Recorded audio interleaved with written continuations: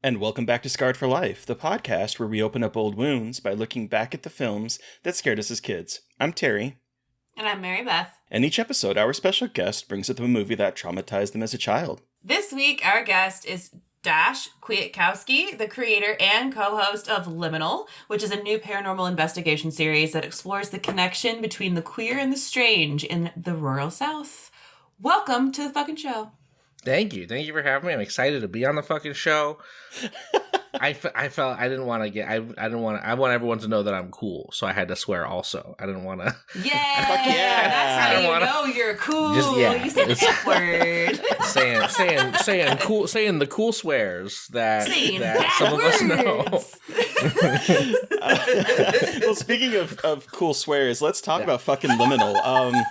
Whoa.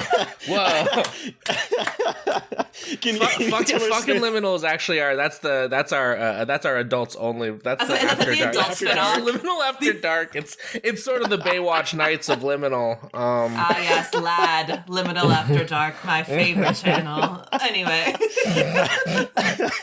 Can you tell? Oh my god. Can you tell the listeners? Listen. Oh my god. I can't now. I'm just. My mind is gone. It's because you're thinking about Baywatch Nights. I get it. Yeah. Can you tell our listeners a little bit about Liminal and kind of what it's about and how it kind of came to be? Definitely. I'm a non-binary trans person, and I have always liked ghosts and ghost stories and paranormal investigation shows. And the older I got and the more I was thinking about my own sort of engagement, you both just took sips of your liquid death at the same time, and that's spectacular. I wasn't even going to comment on that because I didn't want to railroad the situation. No, it's good. That's good that it happened, and it's the bond of podcasthood. It's the bond of podcasthood. We're not sponsored. We purchased with our own money. We weren't going to say anything. Yeah. No, sorry. Bleep out the brand name. Bleep out the brand. You both took sips of the edgy marketing seltzer water, that could get some sweet brand exposure if they would kick this podcast a couple of bucks. But until they do, balls in your court. Brand exactly. I won't say again. Thank you, Dash. Thank you to marketing coordinator Dash, our new marketing coordinator. I do my best. It's basically the premise of the show is a thesis that I've had for a long time, that I think queerness and transness are sort of intrinsically connected to magic and the strange and the otherworldly, and I think about a lot of pre-colonial cultures from all around the world that have had basically a societal place and an acceptance for genders outside of the Western idea of a gender binary, and how often in those cultures we were considered magical, basically intrinsically magical, spiritual advisors and sort of people who occupy the physical plane as well as the spiritual plane. I said pre-colonial, even in colonial ones. Like there's a lot to think about.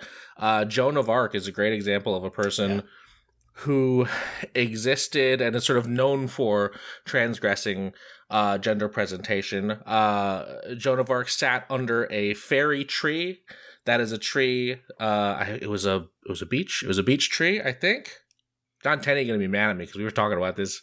That's fine. I believe it was a beech tree, which is in the genus Fagus. So that's great for my whole thesis and everything I'm saying. No one has to say that word with me. That's fine.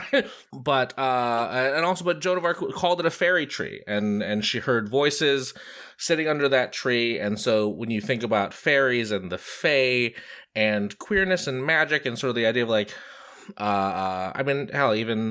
even fairy itself is sort of has become a sort of a pejorative slang word for effete gay men. There's so much connecting in both sort of like silly surface level things and sort of deeper, meaningful ways that I feel like queer identity and trans identity are connected to the strange and the magical. And so the premise of Liminal is that I want to find other people who are interested in exploring that, and I want to explore that thing. I have a team. It's me and my best friend Rosa.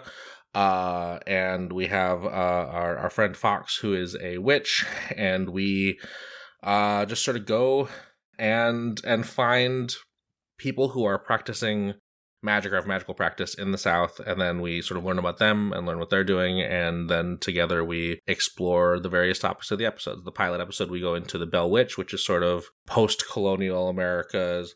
I say post-colonial, like after colonialism started, not after, because I would love to exist in a true in a true where, Right? where it's done, where it don't happen no more. But it's sort of the first recorded haunting in colonial America, and it's an interesting story. It has a lot of interesting sort of gender stuff, even more than we got to get into in the actual show proper, where a lot of the haunting got blamed on this woman, Kate Batts. Kate Batts was a large, sort of like a physically very large and strong woman. Her husband was sickly, so she had to do all of the like quote unquote men's jobs around the thing, and that community hated her. I wonder why, Yeah. Yup. Yeah. They really did. They were did not, nasty about her. They were not cool. And they blamed the haunting on her entirely. And so there's a lot of stuff in that story. I think the thing that made me really wanna sort of get into it too is just sort of thinking about who tells these stories, right? Who records these stories. So when you hear people talk about the Bell Witch story, oftentimes people be like, oh yeah, like Andrew Jackson named the Bell Witch when he was there, and it like scared all of his men and stuff. That the truthfulness of that sort of potentially apocryphal anecdote, who knows? But the thing that doesn't get brought up when people are talking about that is what a genocidal nightmare man Andrew Jackson was. And so I was thinking about the way that we talk about stories, especially stories in this country, especially in the region of the South. And I think, there's a lot of, I'm from San Francisco originally. I was a coastal elite. And I think that there's a lot of, as I spent a bunch of years driving around this country, touring, doing stand-up, and I really fell in love with the South, and I really fell in love with the people in the South. And there are just so many incredible communities and so many just like really cool people from all sorts of marginalized groups who are living there. And so when we get this idea like, oh, the South is a certain way, and that's why you get every time something happens, like, I don't know, stuff in the news, election, whatever, stuff happens, and you get a lot of centrist liberal Democrats posting like, oh, the South deserves hurricanes because of what happens. Just really horrible stuff like that. And it's like, the South is full of incredible people who are working really, really hard to fight against this racist fascist bullshit. And it's hard because of like gerrymandering. They have to gerrymander basically every southern state to hell just to maintain the power structure hold that the right does over the politics. But like, there's people there. There's people living there. And also, like, I don't know, I've been called slurs on the street in New York more than I ever have anywhere in the South. And so for me, I wanted to really sort of get into a region of the country that I have a lot of love for, and sort of tell the stories of the people there while also exploring some of the folklore and the mythology, and also maybe talking to a ghost, if a ghost wants to talk to me sometimes. Yes. So I was looking at your website, Liminal, Yeah. at your Liminal website, and there was a little anecdote on here that I just had to bring up. Yes. It says that you've been investigating the paranormal for several years and are pretty convinced that Bigfoot is some sort of ghost. So I want to hear Yes. Yeah. Tell about us this thesis. about it. Yeah. Yes. Okay, I love this theory. I love this fucking theory so much. Well, so it's a couple of theories, right? There's a couple of versions of it. One, there is the theory that Bigfoot is the ghost of some sort of Neanderthal or some sort of early hominid, and that's cool and that's interesting. I mean, personally, here's the thing: as a lover of Bigfoot specifically, and I will say my favorite Bigfoot is Swamp Ape, the Florida specific Bigfoot, who is a little bit smaller and smell bad, and they all smell bad, but he smell especially bad in the lore. He's especially stinky. He's the stinky one, the stinky Bigfoot. The stinky, the stinkfoot, if you will. Yeah. A lot of people who believe in Bigfoot will try to tell you that there's an undiscovered physical great ape that lives on this continent that we just haven't found yet, or found the remains of, or found any sort of animal evidence of. And, I'm not going to say that that's impossible. I will say it's deeply unlikely.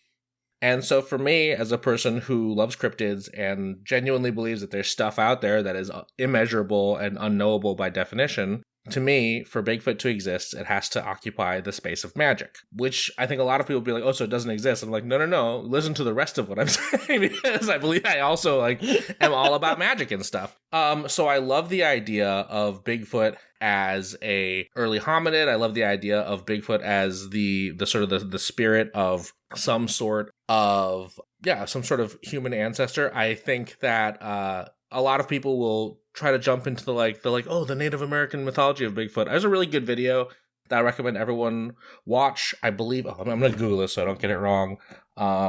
It's by a YouTuber called Trey the Explainer, and it's called The Native Bigfoot. And it really gets into the ways in which a lot of white people have written about Bigfoots and sort of bastardized and misused Native American mythology. Including, and then there's some really fucking goofy ones too, where like there's this book where someone's like, these are all of the Bigfoot that the indigenous people of the continent believed in. And when you actually read the myths, one of them is just like a snake with big feet. And it's like, well, I think very clearly that's not a Bigfoot in the way that we're trying to make the case that it is.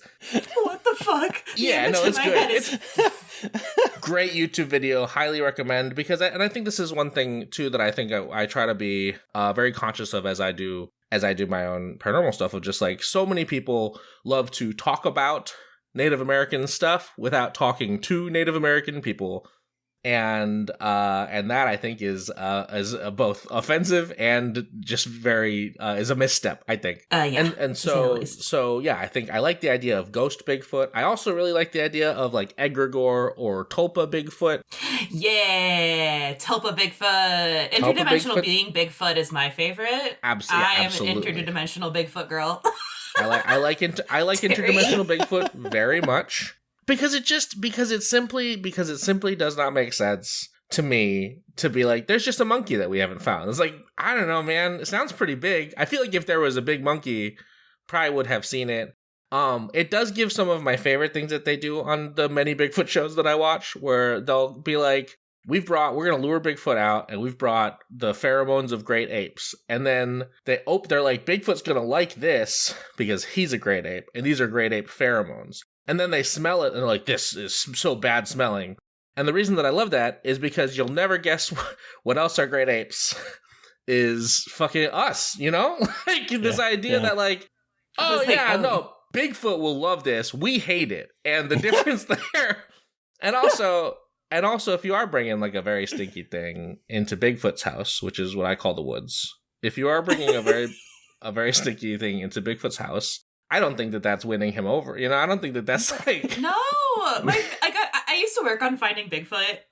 Okay. I was like a digital producer, and like amazing. I went Bigfooting once just because I had to know. I had to do it for myself. Yeah. And it's just like, you really think hitting and screaming is really gonna bring him closer to you? Yeah. And like, look, I am not an expert. I just I'm not an expert. But just some of the methods seem suspect to me, a lay person. And I mean, I will say sort of by definition, I don't believe that one can be an expert in a thing that is kind of purely in the hypothetical. People hear me talk about this and they think that I'm some sort of skeptic, and I promise you I'm not. Like, I will, if someone's like, there's Bigfoot in these woods, I'll be like, yeah, let me get all of my like weird ghost stuff and a tarot deck, and let's go find Bigfoot in the ways that I think. I just won't start yelling for him and putting out stank and just being like, you're stinky. The sheer number of people who's also, and they don't say it out loud, but a lot of the motivation, because there's a person who's like, Bigfoot's real, and then the part that they don't say that they think is, and I will shoot him with my gun. And I feel like it's like every time. Like, are we gonna kill it as soon as we see this like ginormous wonder? We're gonna just kill it immediately. Also, what makes your ass think that your human bullet can penetrate that shit? But like, whatever. That's human hubris once again at its finest. Yeah, I'm gonna shoot it with my gun. I will be the person to discover and murder the Bigfoot, and then display it proudly in my house. Yeah, it's gonna be a rogue. Not the Bigfoot rug. Yeah, the Bigfoot rug. Not the Bigfoot rug. Transitioning from Bigfoot to Ray Wise to another icon, but one who is much more real, like much less hypothetical than Bigfoot. Yeah. You got to do an investigation with him, which is pretty much the coolest thing ever, I think. He's pretty cool. Personally, how was that experience with him? That was delightful. He's a delightful man. He's a delightful man. I'm glad to hear that. He seems like a delightful man. He's really sweet. He's very cool. He one of my favorite. He knows his like all the roles that people love him for so well. I wasn't there for this. My friend Frankie. So I'm friends with his daughter Kaina. Kaina is a dear friend of mine, and sort of there's a couple of us. So Frankie, who's a producer on Liminal, is also friends with Kaina. Frankie and Kaina go way back. But Frankie had helped Kaina move, and Ray had showed up to also help Kaina move. And Ray knew that Frankie just, like, casually like, "Hey Ray, yeah, how's it's it Ray going?" Wise. But Ray knew that Frankie was a fan of Star Trek, and so when they stopped to get lunch, Ray was just dropping lines from both of the Star Trek episodes that he was in, and just looking at Frankie like, right, like from Star Trek that you like. And so like he's just a chill guy who's like, I know what people like, the cool stuff that I've done.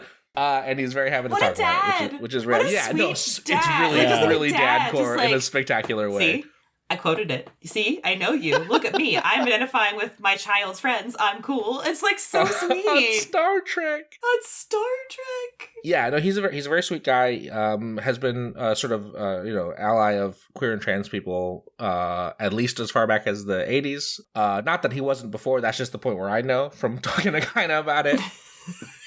And he's really into spiritualism stuff and ghosts and so I what my favorite thing about it is that he was acquiring ghost hunting gear just for himself because he thought Kaina's apartment was haunted, and then I was talking to Kaina and I was like, oh, does Ray want us to come like do a whole thing? And he shared with us a ghost story that's in the episode that is like from his own personal life, just an experience he had. And that's like really cool, powerful experience that I think sort of got him like interested in and wanting to delve into the paranormal stuff.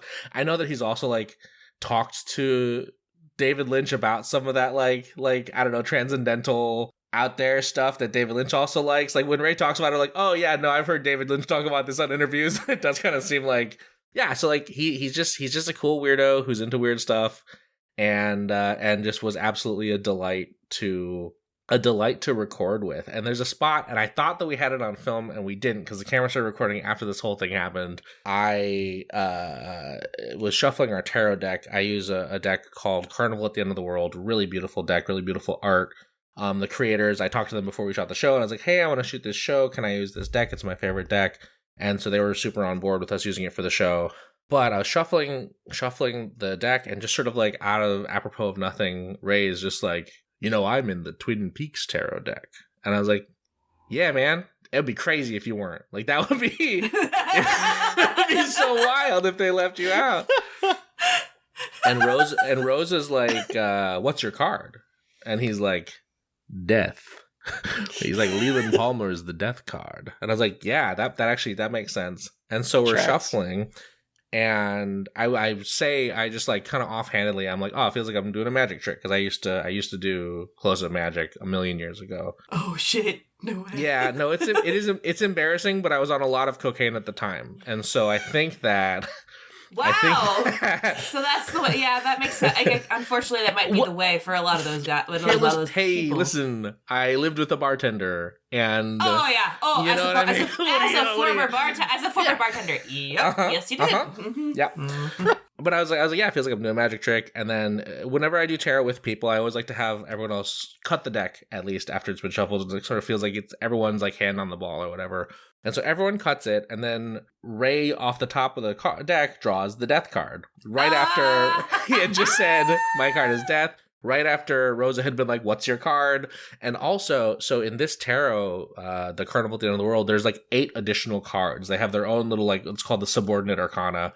And it's cards that are specifically just in this deck. So not only is it wild to pull the death card in a normal tarot deck, this has less of a chance even because there are more cards in the deck.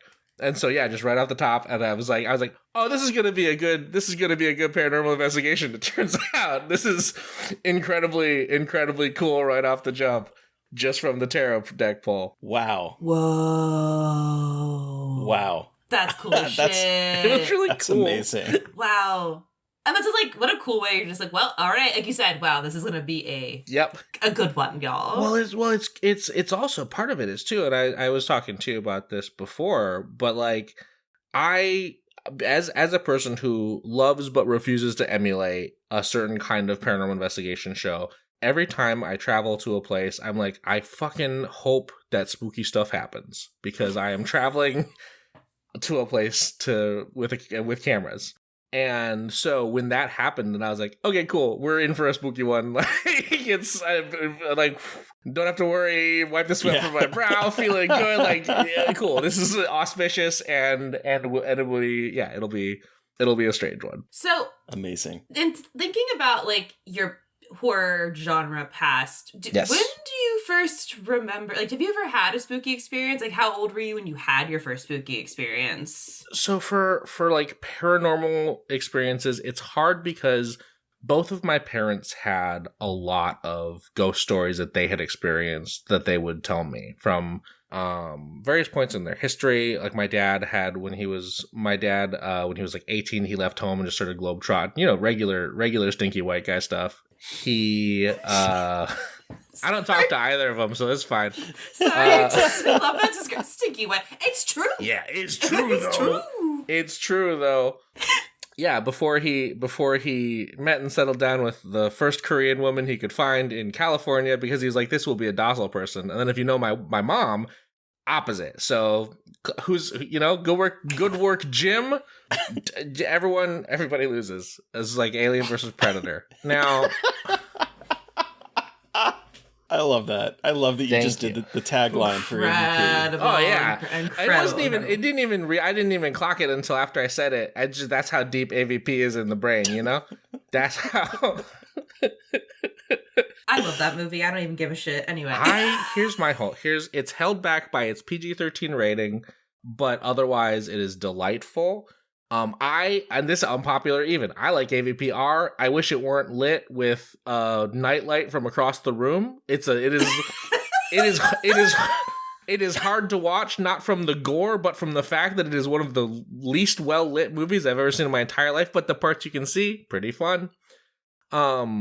It's hard for me to sort of remember, because I have all these memories of being told these ghost stories. Okay. And the ones that are like, was I there for that, or was I just, did someone talk to me about that? Okay.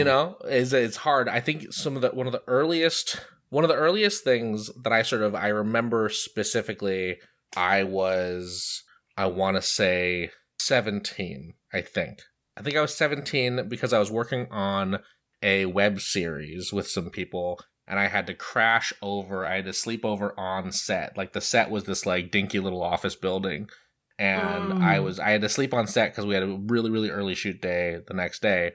And I remember I brought my little like air mattress, and I'm in the middle of this dinky little office space on my air mattress, and there's just like tapping from one side of the room, just tapping.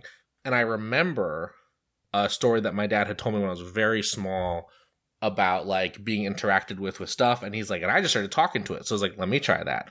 And so I was just like, hey, if there is anything here, first of all, I'm chill with whatever. Like I'm not trying to get you out. Like we can be here. I'm just gonna sleep. So like do not sweat it. Like sharing the space, we're good to share the space. But if there is anything here and you're tapping over there where I hear, let me hear some tapping from over there. And I pointed to a different part of the room, and immediately tapping stops where it's that. Tapping starts in a different spot.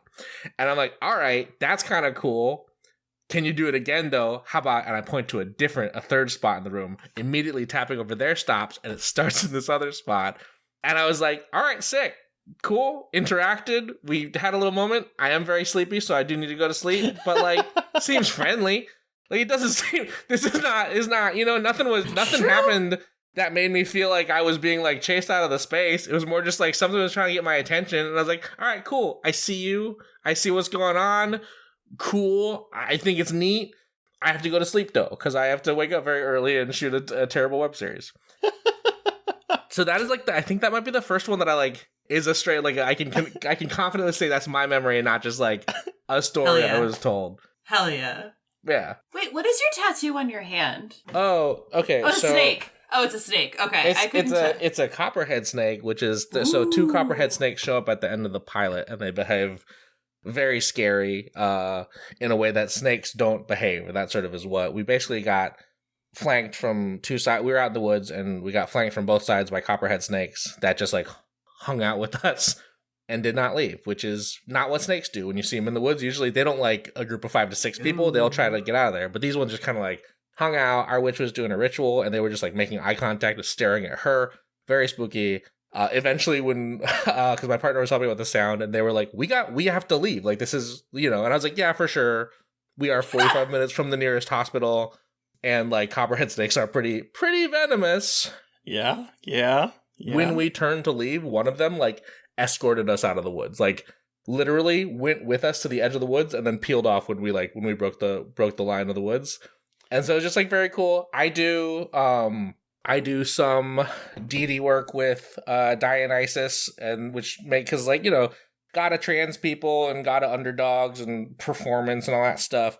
And also, as a former stand-up comic, I did accidentally lead Dionysus worship for a little over a decade. Because when you gather people and you make them drink and laugh and stuff, that is leading Dionysus worship, even if it's by mistake. Fair. In some of the mythology, one of the forms that Dionysus takes is the form of a snake. And so it's just been sort of like, it was very scary. It did not feel threatening to me. Rosa felt very threatened, but also Rosa is just not here for a lot of animals in a way that's honestly very funny. And so it was very much like, felt very present. It felt very present. Did you mean the snake one, or did you mean the knuckle tattoos? Because that's a different one. I meant the snake. Gotcha. I did mean the snake. Okay. Because I talked about it for a while. I was like, I hope you meant the snake. Okay, no, that is exactly what I meant. Oh, yeah. But before we go into your Scarred for Life pick. Okay. Was horror film, like, were horror movies, were those the thing for you growing up? Was that something that you loved? Okay. Yeah. I loved horror movies. My mom had a very strange idea of what was appropriate for a child to watch. Okay. Anything that was like a lot of like weird sexual content, she was like, this is fine. Kids can watch this. Okay. Anything that was like action movie violent, she was like, kids can't watch this. Oh, but interesting. Horror movies occupied this weird space. She used to brag about that shit too. She would brag to other people like, yeah, I'll let Dash watch whatever sex stuff, but not action movies. Crazy. A crazy thing to say. And do, it turns out. Listen, if I start talking about weird mom shit, this a whole podcast episode. No. I will say my favorite one, and this is a tangent. She would get fixated on single movies and just watch them like 100 times. And I was homeschooled, so that meant I also watched them 100 times. So there's points in my life where I'm like, why do I know whole scenes from Evita? And I was like, oh, okay, for sure. But the list, Evita, Van Helsing, sure. Hell yeah, the fucking Hugh Jackman Van Helsing. Van Helsing. Fuck yeah, that movie ruled. Also weird that you watched that. Interesting. Okay. Strange. Yeah. So with horror movies, they were in this sort of weird in-between space where it wasn't like the gun violence action stuff that she thought was bad. So I would watch all of these horror movies, and I have distinct memories of like Alien, especially if it was a movie that she liked. I would watch the movie, and then if there was any gore coming up, she would just send me behind the couch so I couldn't see it, but I could fucking hear it. You could hear it, and when you're a child, that's worse. Because then it's like your imagination is running wild. I was like, wow, something crazy. It sounds crazy. It sounds crazy. And then you're like brought back from behind the couch, and like everything's like it's post-gore. And you're like, all right, I guess this is cool. Wow. So yes, I've been watching horror movies for a very long time. Incredible. Absolutely incredible. Were you easily scared? So certain types of horror movies would scare me. And a lot of times it was like the Paranormal Activity style, like there's a ghost that is trying to get you. And it's funny because the further I've gone into my own ghost stuff, like I'm not afraid of ghosts. I don't even really believe in demons. Not in the way that like a lot of the extremely Catholic ghost hunting shows out do. And that I will say is always a crazy one when they're like, we brought on an exorcist and he has the tattoos of a line cook and he dresses like a professional bowler. And you're like, Why is it always that? Why is that always the fucking guy? Oh my god. Why are we doing an exercise? It's so fucking accurate. It Yeah. hurts. It's so funny. The tattoos of a line cook and dressed like a professional bowler. Yeah, just sort of the Guy Fieri of getting ghosts out of there. Guy Fieri of Exorcists. Yeah. Amazing. Demons, drive-ins, and dives. Demons, baby. yeah, demons, drive-ins. Yes, perfect. But I don't really believe in this the sort of the idea of like the negative attachment in the way that people believe it. I think that there's like negative energy, and I think that stuff can definitely affect you. But I don't believe in the sort of like the Hellraiser model of if you pick up the wrong thing and hold it for 4 seconds, now you're like fucked and you have to deal with this for forever. Yeah. So ghosts don't really scare me in that sort of way, which is very funny because like that's the media that I was like the most afraid of was like ghost stuff, poltergeist stuff, not the movie Poltergeist, which is an argument that is not scary at all. But we can get into that when we're talking about other Spielberg stuff, maybe in a second. But yeah, I've been watching like horror as a genre for a very long time, and yeah, mostly I think most of the stuff that I was very scared of when I was a kid, having gone back and rewatched it to a point where I can parse it and also can see the whole movie, not from behind the couch. Yeah. Right. There's a lot of stuff where I'm like, oh, this is actually just like cool. It's just like a cool Event Horizon. Great movie. Love that movie. I was terrified of it as very small because I didn't see large portions of it. Ah, okay. Yeah. And you're just imagining whatever weird fucked up What's shit they're happening going out through. here? You're like, what's going on? No idea. Yeah, sounds squishy. Yeah.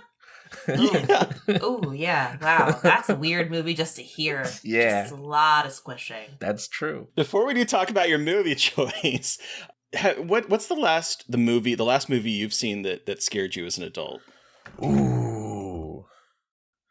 That's hard.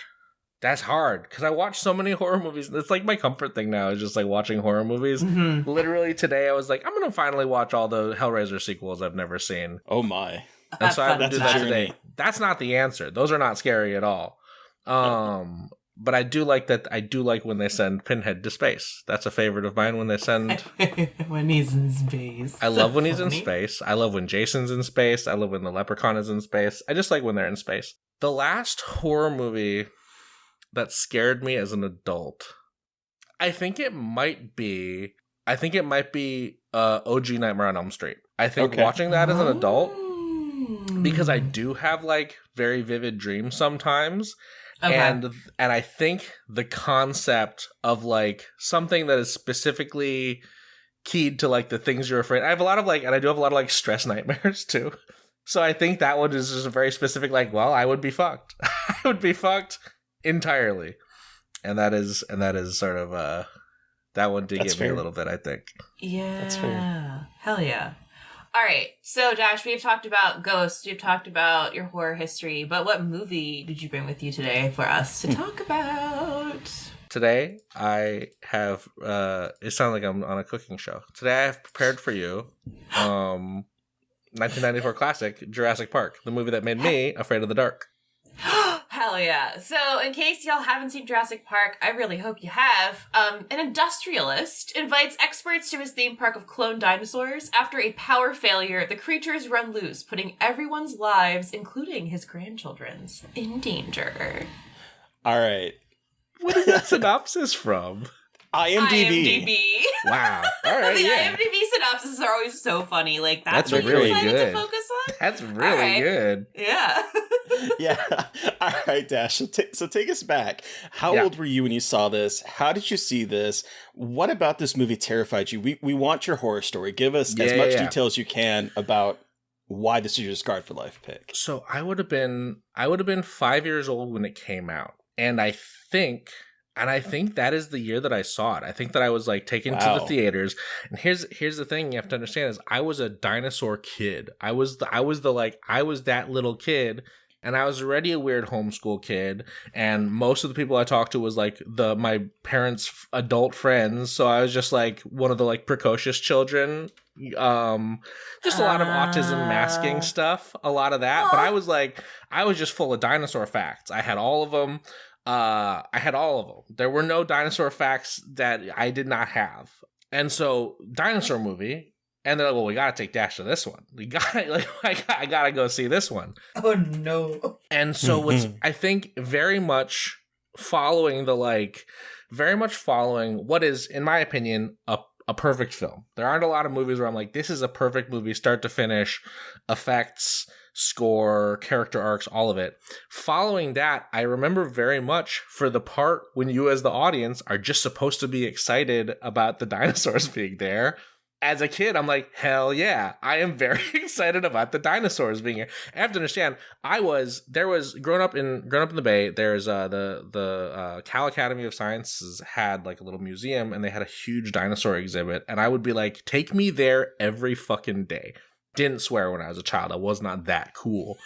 I probably was like, take me there every day, please. Even less cool.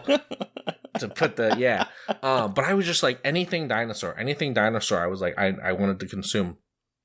And I think as a sort of a testament to that, even though the movie scared the hell out of me, all of the like how atmospheric the first T-Rex encounter, and then everything with the velociraptors in closed doors, specifically starting once just the whole like going to turn the power on and off when Dr.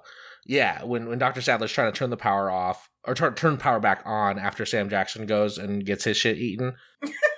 All of that was so scary for me that after that movie, I was like, gotta have a light on, can't walk around alone if it's dark, can't walk around, not outdoors, only indoors. It was like hallways.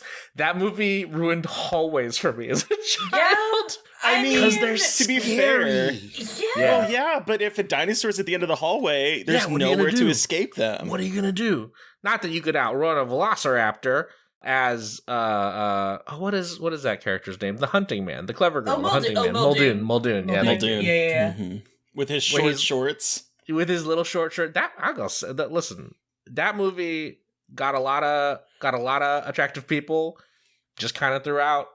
I think when we're thinking about 1990s bisexual icon films, it does get outshone by The Mummy. Absolutely. Which is fair. Also written by the same guy who wrote this, by the way. Oh, I didn't know that. I found that out today. David Kep, who wrote Jurassic Park, also wrote The Mummy and like a bunch of other like really famous movies. But he wrote The Mummy. I will say it is a testament to how sexy everyone in The Mummy is, that like millennials and Gen Z, I think every couple of years will be like, oh, The Mummy, it's the hot one with the hot people. Nobody talks about the fact that Imhotep, an Egyptian character, is played by just a full-ass Dutch man, is just one Dutch man, and no one talks about that. Just a Dutch man in a lot of bronzer and eyeshadow. So, I didn't realize that until I watched it most recently, and I was like, wait a second, there's a man in brown face in this movie. I think we forgot about I was like, ooh, uh-oh. But no one talks about it, and I'm always like, damn, everyone's just like, oh, the sexy movie, and then they stop there, and I'm like, you know what, that's fine, we don't have to, it's okay. We'll just it's not okay, but it is like, I'm like, you know what, self-discovery, figure it out. But I will say, the entire cast, I mean, I think everyone's sort of like the sexy, the sexy Ian Malcolm pose. Oh, where he's shirtless and just posing there. Absolutely. Yeah. Very memed all over. But again, absolutely. Dr. Grant, Dr. Sadler. It's like there's a lot of hot people. Even like chain smoking Sam Jackson. A lot of hot people in the film is all I'm saying. That Triceratops too. Okay. A testament to how much of a like committed dinosaur kid I was. It scared the piss out of me. And then afterwards I was like, but I do need the toys now. I do actually need to get the Jurassic Park, the little dinosaurs that got the little JP written on them. Yep. Yep. It's funny because this came out when I was 12. Yeah. And I was a huge dino kid. I had to go Google because I was like, I forgot what the toys were, but there was toys in the 80s that I had that were called Dino-Riders. I don't know if any of you are familiar with them. No, I know the Dino-Riders. They were like as a futuristic animated show with like the people riding dinos that had like guns and stuff on them. And I love this as a kid. I was a huge dinosaur fan as a kid. I was trying to remember when like the animatronic dinosaurs started. Actually, I have like memories of seeing them when I was really young, but I also don't know if they would have existed in the 80s or if they became popular like after Jurassic Park. But like I was a huge fan of anything dino. Yeah. But I also was like, as a 12, I was sort of like the kid that didn't want to go see movies with his parents. Totally. And I saw my first Radar movie that I ever saw in a movie theater. I saw the previous year, Alien 3. But besides that movie, all the movies that my dad would take me to were like kids stuff. Sure. And I didn't know anything about Jurassic Park. I knew nothing about it at that time, 1993, for that time frame. I don't know what's going on. I'm not watching TV that much. Yeah. I don't know ads. So my dad's like, "Hey, we're gonna go see Jurassic Park," and I was like, Jurassic Park, what is this? Yeah, that sounds like a kid's thing if you don't know. That's great. Right. Well, and he's like, it's a park, it's, you know, a park with dinosaurs. And I'm like, great. I guess I'm going to see this tonight. Yeah. I remember going to this theater knowing nothing about this movie other than it was like a park with dinosaurs. And I'm like, this is going to be boring. Yeah. And it opens up with the ominous, you know, score with the whoa, and then the timpani drums, the boom. And I'm like, ooh, this is kind of cool. And then we have the opening scene with the velociraptor killing someone and being like zapped and stuff. And I'm like, shoot! What is this? This is not Barney in a theme park. What? This is not pre-hysteria. Right, exactly. Yeah. I was like, what is this? And this movie terrified the shit out of me. And I think it's because I went in expecting one thing and I got that makes so much sense. Something completely different. But this movie terrified me when I saw it. I think that shift is part of, because it like up until I'm sure I had my eyes covered for the entire shoot her sequence, by the way, just sort of thinking back, when the horror elements began, for sure, I think that shift also hit me, because I was like, oh wow, like I didn't even know you could do this. Like you got there's a T-Rex eating a pooping man. Did not know that was in the realm of possibility for cinema. Yeah, this blew. I noticed a lot of times movies that scared me as a kid were typically movies where I went in expecting one thing and then something happened, and so I'm not expecting it. I'm not ready for it. If I had known this was a scary movie, if I had known this was by the guy that did Jaws, which was one of my favorite movies growing up, if I had known that sort of data beforehand, I probably would have been like, I would have been excited to go instead of like, I'm gonna go see this movie with my parents. But then also I would have been prepared for the scares, and I think because I was going in thinking this was literally going to be like Dino-Riders at a park, and we're like, oh great, we're gonna be spending 2 hours walking through a park with cute dinosaurs. Totally fun. This is this is maybe an old person thing for me to say, and that's fine. We can get those occasionally. There was something nice about being able to just kind of go see a movie and not be like, you know, as a kid who grew up on a lot of 1990s stuff, I'm like, oh, it's cool to know who, like, every single cameo before I see the movie for, like, you know, the new Mortal Kombat movie. But there would be something kind of cool about seeing it and being like, oh, I am surprised by things. It's hard to be surprised nowadays with movies. It's very difficult, and I agree with that 100%. At least, like, don't give away fucking everything at like a press conference 2 years beforehand, and like, come on, guys. Or even the marketing on stuff. Like, I really liked Abigail. The movie the little ballerina kid. And I loved it, even with the marketing. But it would have been very cool, I think, to not know the twist, not know the old Shyamalan going in. and then be able to just sort of experience that. As I still did like it. I still did enjoy it very much. Yes. Yeah, me too. It's a great film. It's fun. It's entertaining. Has a great cast. But I think the art of like surprise is missing because everyone's like, if we don't show this moment, no one's going to come see this in the movie theater. Yeah. And so let's not allow people to sort of enjoy it. I think that's why The Substance really worked for me this year because I haven't seen it. I need to see it. I knew a little bit about what it's about, but I didn't. I stayed away from like all the trailers. I didn't know a whole lot about it, and so it was a ride. It was a journey to go on, and I think that's what's missing. And I think that this movie perfectly encapsulates that time period where it's like, unless you watch TV and you saw TV spots, or you went to see a lot of movies and you saw trailers beforehand, we are not inundated with what a movie is about. And now it's like you can't escape social media, movies, television, whatever you have. It's like there, and it's gonna spoil everything. Unfortunately, I think also, and I think this is sort of like, it's hard to do. And this is the thing I was saying before about like about Poltergeist a little bit. I feel like we don't really have, and feel free to tell me if I'm wrong here. I feel like we don't really have any equivalent to like the wacky shit that Spielberg was doing. Just in terms of, I don't think Poltergeist is a horror movie. I think Poltergeist is a Spielberg movie that's loosely in the horror genre. And I feel like one of the reasons that Jurassic Park is scary is that it doesn't really have the trappings of horror as the whole picture.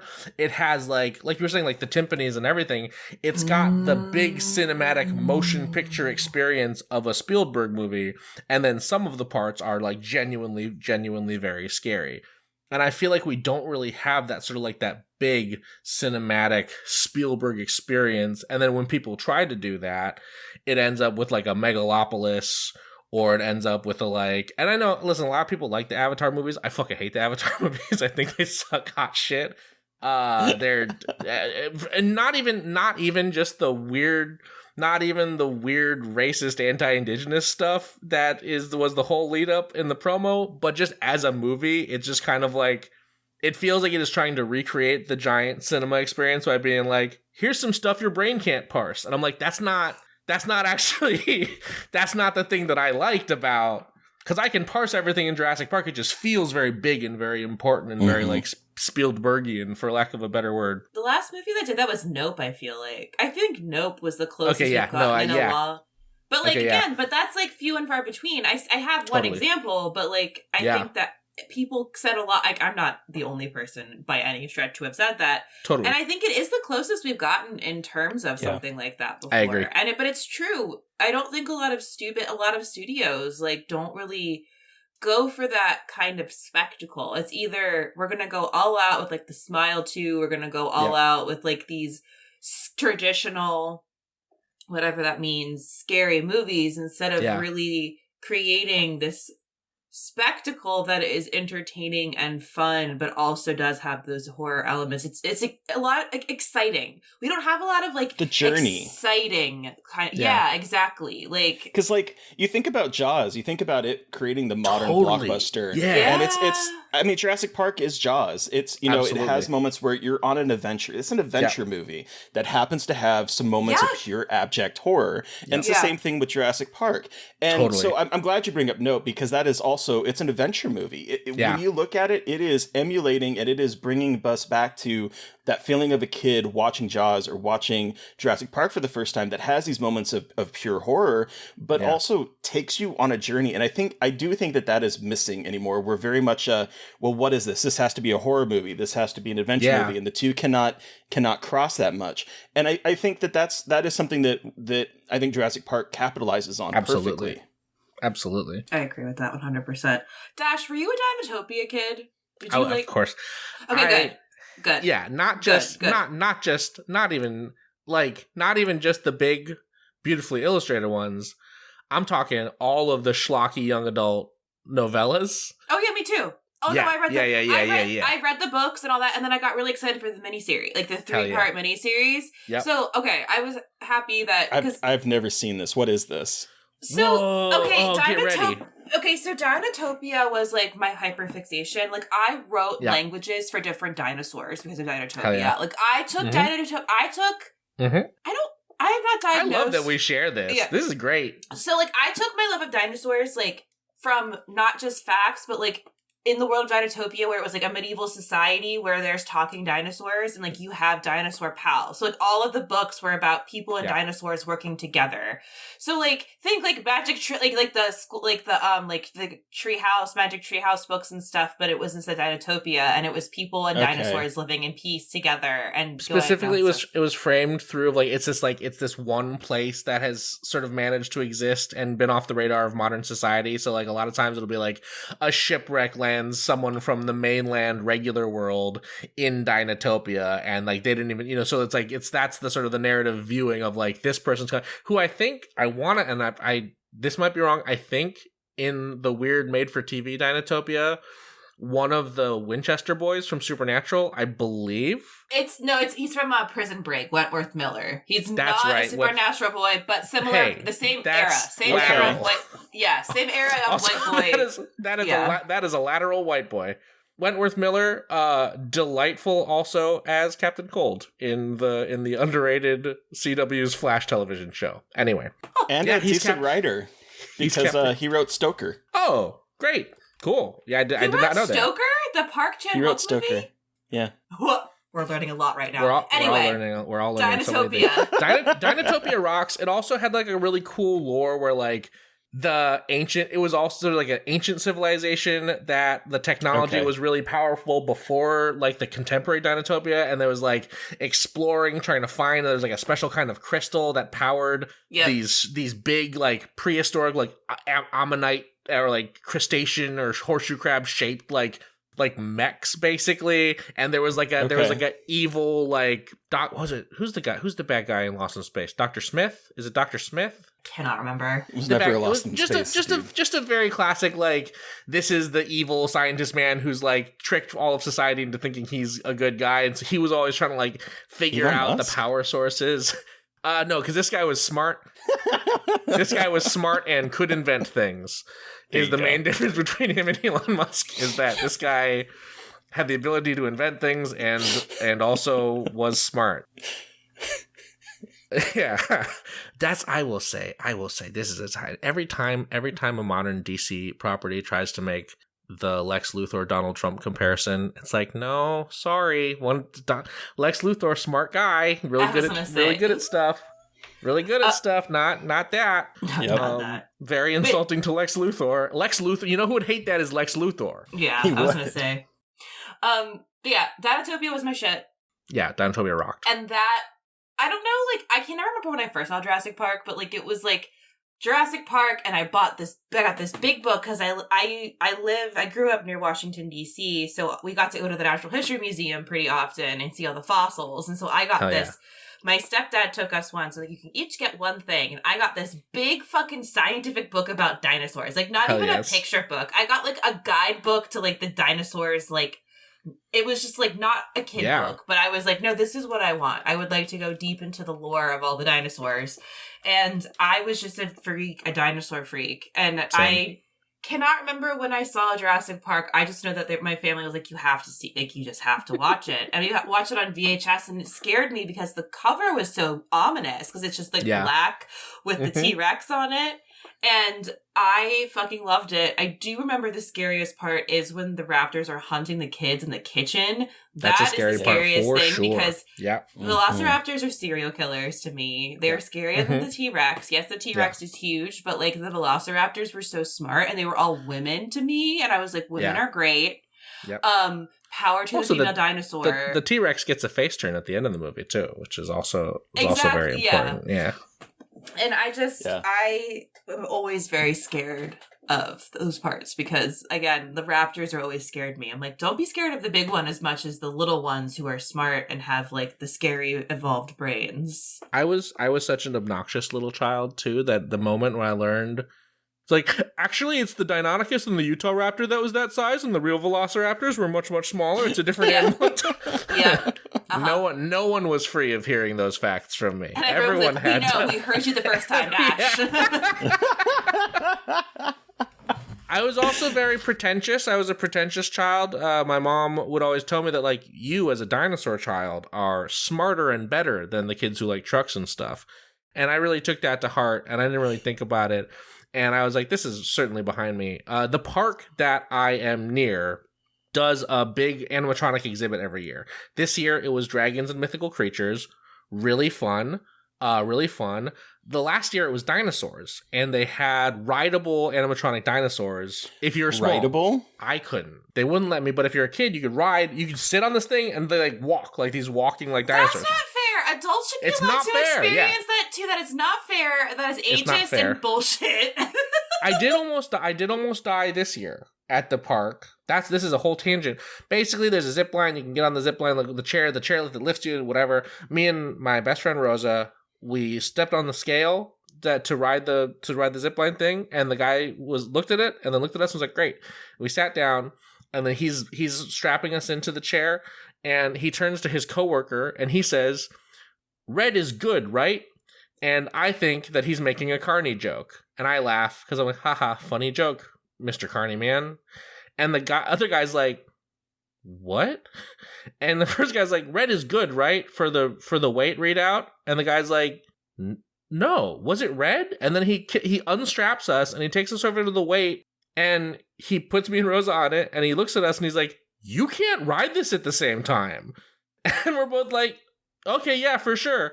And the first guy's like, oh, I'm glad I checked. And it's like, yeah, you shouldn't do this job, I think. Red has never been good. I know. In the history of technical readouts. And so we had to ride it one at a time. What world does he live in? Like, yeah. Red is good, does he go through red lights? Like, excuse me. Yeah. So that's cool and fun. That was at the dragon one. But I was at the dinosaur one. I remember I was in the gift shop, and there's all these little dinosaur toys, and I was like, this is fun, this is cute. And I see this little kid go and pick up a fire truck that's got a dinosaur painted on it, and I was like, no, wrong. That's the wrong. You picked the wrong. I didn't say that. I thought it. Obviously, I thought it. I was like, this is the wrong thing, and I was like, no, I need to. This is. I got to work on me stuff. That is more. This kid can get whatever the fuck he wants. This is a me issue. So I'm still a pretentious dinosaur kid. Is what I'm trying to say. I did promise you both not dinosaur, technically, prehistoric reptile. Yes. Facts, though. This just happened. They just found this in England, I think. But they found an ichthyosaur fossil. Ichthyosaur is the marine reptile that looked like a dolphin, but has a tail on an x-axis instead of a y-axis. Because marine mammals' tails are on a y-axis, because when you evolve to go on the land and your legs go under you, it makes more sense for your spine to be straight and not to sort of arc to side like a fish or a lizard. So when we went back into the water, the tails, that's why dolphins and whales have tails that go the opposite way of sharks. Ichthyosaur, that is over 80 feet long, and they don't even know if it's full grown, which means that up until now, the blue whale was the largest vertebrate life to ever exist, except maybe now we know there's an ichthyosaur that rivals it or even maybe exceeds it, which is crazy because I always thought mosasaur was like the biggest ocean one, right? But no, an ichthyosaur is potentially a larger vertebrate life than the blue whale. It's called the ichthyotitan, I think, and it's fucking so cool, and I can't stop talking about it. It's very exciting. That's amazing. Prehistoric animal news. That's amazing. You Googling it? You Googling it right now? You know, dinosaurs are like, I don't know, it's like a comfort thing, even when they're not like probably anatomically correct to, you know, that time period, right? But back in when COVID was like, you know, everyone was socially distancing, there was an exhibit in Kansas City, and we took me and my friends took like a trip there where you drive in a car and they had like cool dinosaurs out in the parking lot, and so you drove through, and this was like a moment of that's so cool. it's really silly because like it's literally like in a parking lot, but like that rocks. No, I love it. That rocks. And they even had a megalodon just sort of incredible there. incredible just hanging out, just sort of chilling. But like it like dinosaurs are like a comfort thing for me. I think that they always have been my entire life, and I think that might also be why Jurassic Park scared the shit out of me. It's like, oh wait, these guys can like eviscerate me with the claw on their foot or spit poison in my eyes. Like, this, not great. Yeah. I love them. I love dinosaurs. I still wish they were real. I know, like, and I was watching. They are. Well, yes. Pardon me. I know the birds. But I was watching Primal last night. Have either of you watched Primal? Genndy Tarkovsky's incredible animated show. Oh, no, I haven't seen it. I've heard it's good, though. It's You've incredible. talked about this. Yes, there's an incredible episode we just watched that involves a brontosaurus, but very sick. And my husband and I were just like, isn't it great that we don't have these around, so if they get rabies, we don't have to worry about the amount of damage something like this would do if like it got rabies. And just like thinking about how cool but also how terrifying it would be to have megafauna. Like, God, moose are already so terrifying, and the thought of something even bigger, like a dinosaur running around, is both terrifying and really cool at the same time. So this is often a topic on my brain about dinosaur. Like, if like the dinosaurs that we think of, like it's a Jurassic Park, if they were still kind of, you know, running around, hanging out, you know. I get very excited. I don't know if you saw the, I think it was called Dinosaur Planet or Planet Dinosaur. It was the Attenborough narrated one. The Attenborough narrated one. Mm-hmm. Wonderful. A great send-up of Walking with Dinosaurs. Not the movie, but the wonderful show. Yeah. That I was obsessed with as a kid. That I guess got a lot of sequels that I did not know about. There were many sequel series. And one of them, they put a human protagonist in it. And his whole thing was he was a time traveler. Crazy. And I watched a couple of those. And it's a lot of him just like beating the hell out of like prehistoric life in the craziest. It's fine. It's not good. It's not good the way the first one is. It's very funny. It's very funny. But all the prehistoric life, that even the stuff that like people aren't really aware of that are like is the scary, like, you know, like the T-Rex sized pterosaur that was like the apex predator of like what is now the UK. That would just be like, you know, a thing that could eat you, except it's flying, and it could just show up silently. They're whatever. Scary too. They're big. They're big. Like. So the kid in this, in the very beginning, we're like we have like the image of the Velociraptor. Disrespectful to the Velociraptors. He sure was. Which, interestingly enough, that kid is his name is Whit Hertford. Whit Hertford, and he was in. Going back to Nightmare on Elm Street, he was in Nightmare on Elm Street Part 5, the Dream Child. He was the Dream Child in that movie. Wait, are you fucking serious? That's so weird. That's great. That's great. But like, you know, watching this as an adult and hearing him talk about, you know, it's just a big turkey. I'm like, have you seen turkeys? Yeah, turkeys are terrifying. Yep. There's even a recent article from last year where there was a turkey terrorizing neighborhoods in Minnesota. Like, it's a 6-foot turkey with claws like a velociraptor. That is terrifying. I don't care. Well, every time I see like an ostrich, when we were going out to shoot the Ray Wise episode, we stopped at Solvang, the weird Dutch town in the Central Valley. I don't know if you know about that. It's so like it had like one Dutch person build like a building in Dutch architecture, and then the whole town was like, this is just what the town looks like. So it's this weird little like Dutch town in the middle of California called Solvang, and I got some very overpriced meatballs. Just whatever. But in Solvang, there's also Ostrich Land, USA, which is a big area with a bunch of ostriches and emus, and you can feed them. And the ostriches are a fucking nightmare bird. They're gigantic and very scary. They're gigantic and scary and fucking aggressive. And they're emus so too. aggressive. They're just like pie, and they just fucking shove their scary ass faces in your face. There's this TikTok channel with like this woman that owns like a ranch and has like Useless Farm with her and with she Karen, has like the emu. Yes, the emu, and like it keeps coming like up, and she like has to put her hand out to like grab its neck to keep it away from her. It's like a 6-foot turkey would be absolutely terrifying. A true nightmare. Well, even getting swooped by small birds is birds. It's not cool. Birds. I like them. I like them. I respect birds. Okay. I'm glad they exist, and they scare the shit out of me, and therefore I don't fuck with them. And but it's respect. It's out of respect. I'm not going to hurt a bird. I'm just going to stay away from it. When I'm finally able to befriend a local population of crows, that'll just be for me, and that's fine. You don't have to participate. Okay, crows, I will give a pass to. I will give the corvids a pass. All right, Dawn. They're a little bit smarter than most birds, so I'll give the corvids a pass. Do you know why, or at least this is a theory, a theory as to why avian dinosaurs survived the big mass extinction event and when the rest of them did not? Because they could ride the meteors. I'm just kidding. Because they rode the meteors. Yeah.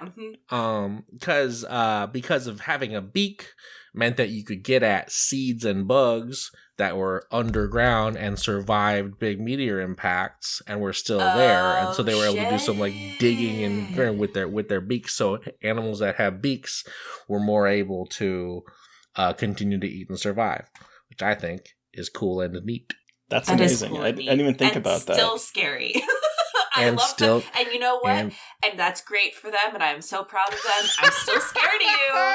I'm still scared of you. I'm still scared. Especially about fucking emus and ostriches and cassowaries. But good thing the cassowaries are in Australia. I don't have to worry about them. Well, I would assume that you don't really have to worry about ostriches and emus where you are, too.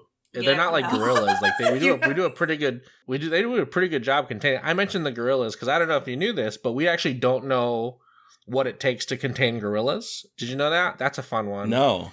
Yeah, we haven't figured out how to safely contain gorillas. If a gorilla wants to leave, it just can. They just hang out because they're fine in there, but they can leave anytime that they want.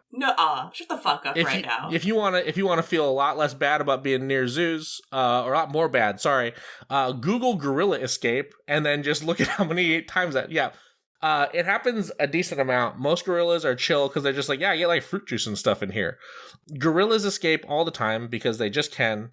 And also because a lot of like people will taunt them in a way that's not great, because I think a lot of people don't understand that the gorilla could just leave. It's just like on the honor code.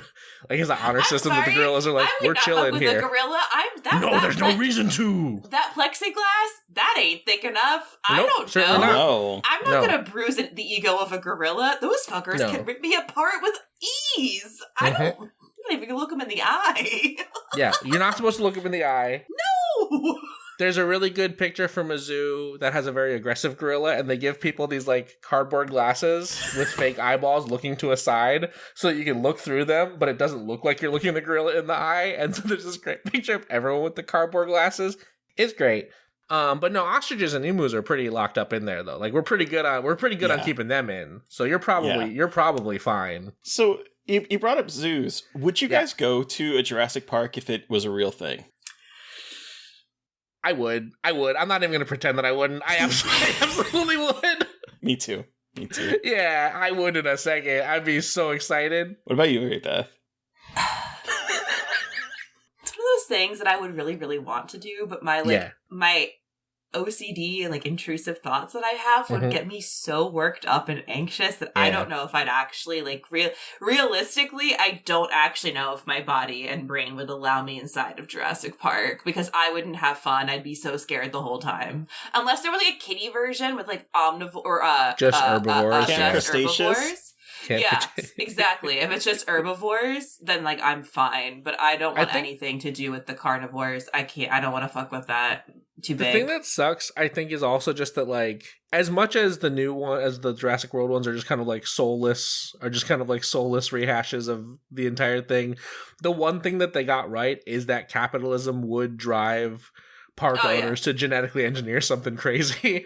Like that is what scares me. Sure would happen. I do not trust rich people who just want to make money to create something safe, and like they can't even make fucking park rides that are safe. You tell me they're trying to control wild animals that they made in a lab? Fuck that. No way. I don't trust that. I would say that I would be incredibly disappointed if we spent all this money, because it's not going to be cheap to go there.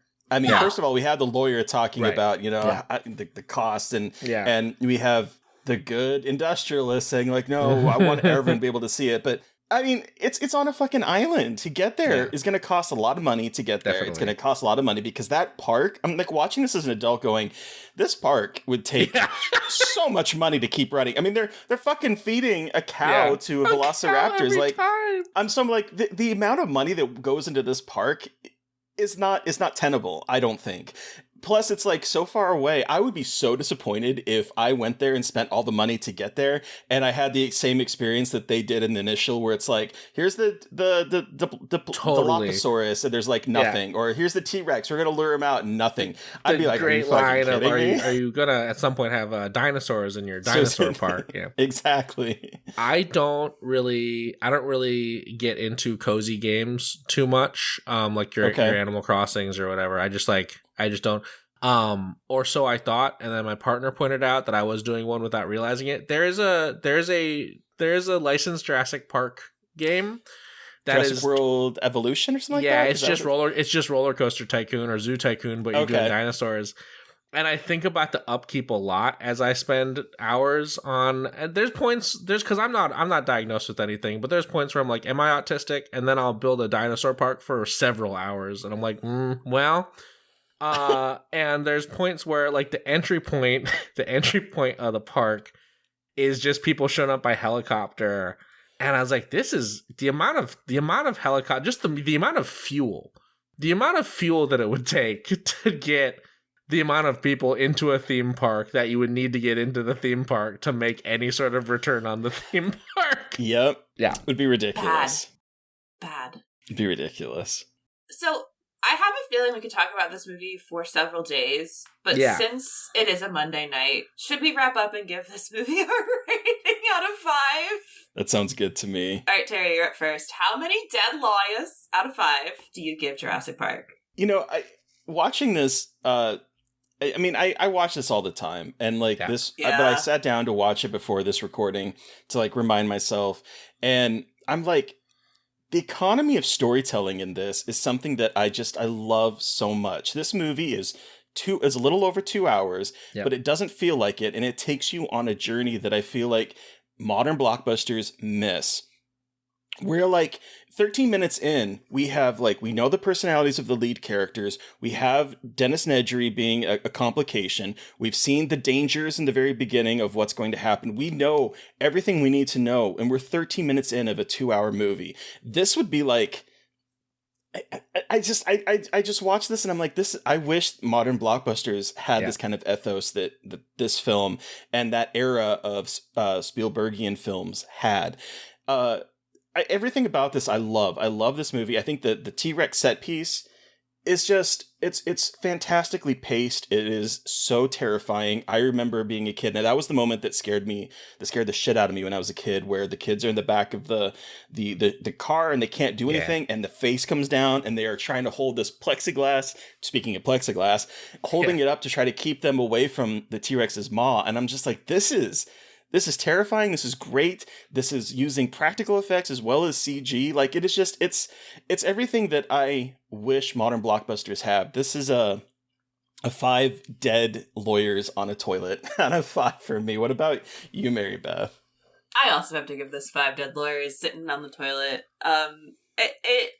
This movie made me so jealous that I couldn't get sneezed on by a brontosaurus when I was a kid. I remember that part making me really sad because I could never get sneezed on and yell "God bless you" at a dinosaur. But I just remember being like, the sense of awe this movie still inspires in me, like how beautiful it looks even in 2024. It's incredible what was able to be accomplished with this movie, and it's just left such an imprint on me as a kid, as an adult, that it has to be 5. Like, and again, it is just such great storytelling, so in such a economical way. It's, especially since it's a Michael Crichton book, and he is a fucking weird science writer. But Dash, have you read the books? No, I haven't read the book. I was shocked to learn that Michael Crichton is like 7 feet tall or something. Is he really? Is he big? He's tall. Unbelievable amount of tall, to the point where I was like, oh, you wrote about dinosaurs because you can relate to them. He's an unbelievably tall man. I don't think it's 7 foot, but 6'9", 6'9", still crazy. Nice. Goodness. So I haven't read the books. I also got to give it a 5 out of 5. I've said a lot that this to me is a perfect movie, just from even just the score is perfect. Yeah. The visual effects hold up even now. Like even now, watching these movies today, I didn't watch. I was before when y'all were emailing me, I was like, oh, I'll watch it the day before, and I didn't, because I watched it last week without thinking about it. I was just on autopilot. Hell yeah. On autopilot, watched it. It is a comfort movie for me, for sure. Even like every character, not only do we have the character, like, you know, what you were saying, 13 minutes, and not only do we have the characters, all of those characters, the arc of each character, all the pieces that lead up to it. Alan Grant having disdain for children at the start, and then the slow path that he takes to like liking children. All of like Dr. Sadler's entire like there's like B, C, and D storylines that are all good. All good. Every character arc, I think, makes sense in a way that I just, there's so much care. There's so much care that goes into the every part of this movie. I think that if Mr. Hammond had paid Dennis Nedry his worth, none of this would have happened. That's fine. Not saying Nedry's a good guy, but I will say you hired one man to do all the coding on your thing. Pay that guy well, you know? Like, you shouldn't be arguing with him over stuff. Even the sort of like, what did people think computer hacking looked like in the 1990s is gorgeous to me as just like a little time capsule when the grandkid is going through and like the weird CGI map of the thing. Yeah, all of it is spectacular, and to me a perfect film. So also 5. I also do think literally over the course of the franchise, at least 5 lawyers get consumed. So it's probably literally 5 out of 5 as well. As well as figuratively. Yeah. I love that. Well, thank you so much, Dash, for joining us to talk about Liminal and also Jurassic Park. Are you online? Where can our listeners find you? And the floor is yours to plug away with what you can share about Liminal. Thank you. Yeah, I am online. People can find the show. We have a link tree. It's linktr.ee/Liminal TV. That's got all of our links there. Liminaltv.com is our website. You can find all of our links on there. All of our stuff is on our YouTube channel. We have a TikTok account where I post when I remember to post just the fun things that I'm thinking about. There is a show Instagram. I would say probably just like subscribing on the YouTube channel is the easiest way to get all of our updates. People can find my personal Twitter and stuff. Although, is Twitter where we're going to be in a couple weeks? We'll see. Blue Sky I'm so off far. Of Twitter. Yeah, I'm that's on Blue fair. Sky now. It feels more off. earnest that people are moving to Blue Sky now too, especially after Elon Musk, wore the fucking stupid MAGA hat and all that stupid. Yep. Oh no, he really is like a piece of human trash. We all knew, but like further. He's turned Twitter into True Social, so I'm out. This is the reason why I think a real life Jurassic Park would suck, because it would be someone like an Elon Musk running it, and that would be. I think that would be the sort of the death knell, very literally, of the people involved. I'm still on Twitter because like a lot of Palestinian people that I follow for updates about Gaza and places to donate and stuff is still on there. Yeah. And I feel like although I do like Blue Sky, there is sort of a good vibes only thing to it that like I understand why people have gravitated there, but I also like to stay informed about what is a very not good vibes world currently. And so as much as a nightmare as everything is, there are a lot of people where I'm like, as long as they are posting updates about the bare minimum stuff that we can do to be helping Palestinians to survive this ongoing genocide is sort of me staying on Twitter to be like, all right, well, at least I know where to donate and what to elevate and stuff. But I agree that the website is bad. I do not love the website. I do not like the website. I don't like that blocking doesn't work anymore. This is a whole other podcast. People can find me on all the social media. People can find Liminal on most of the social media.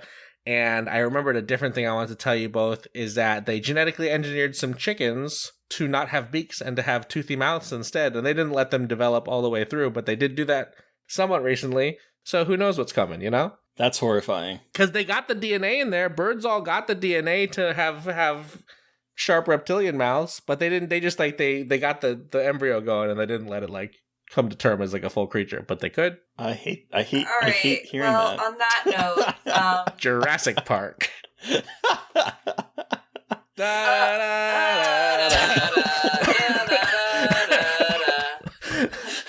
Listeners, well, on that fucking horrific note, you've heard from us. We want to hear from you. What did that make you feel? Curious. I'm very curious. You can certainly let us know by sending us an email at scarredforlifepodcast@gmail.com or reach out to us on social media. I am on Twitter and on Blue Sky now at MB McAndrews. I am making a more concerted effort to go over there because I don't know. And I'm also at mb.mcandrews on Instagram. And I'm at Gaily Dreadful everywhere. And of course, follow the podcast on Twitter and Blue Sky at Scarred Podcast and on Instagram at Scarred for Life Podcast. And please don't forget to review, rate, and subscribe. And if you want to help support us, we do have a Patreon. Thank you to Eric Power for artwork. Thank you to Sean Keller for our music. Thank you, everyone, for listening. Please stay safe out there. But most importantly, stay creepy. And until next time.